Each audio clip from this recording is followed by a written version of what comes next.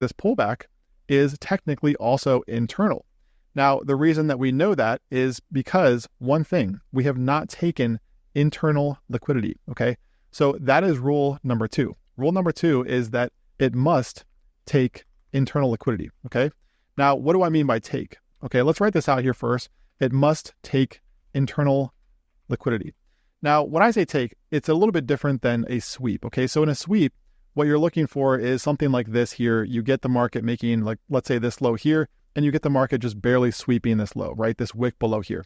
That is technically a sweep. Now, I'm looking for the market to take liquidity, and that means moving into imbalances, okay? Rebalancing imbalances in the market, and also taking out lows. So to better explain this, let's move back here, okay? So again, our rules, rule number 1, it must create a break of structure or change of character. Rule number 2 is that it must take internal liquidity.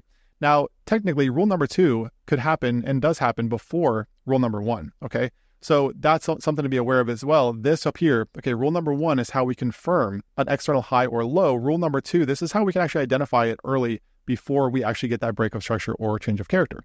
So looking right back here, let's look at this trend because this is a perfect example.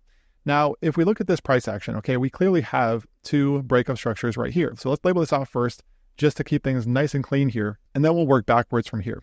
Okay, so break of structure right here, and we can also see that off of this high up here,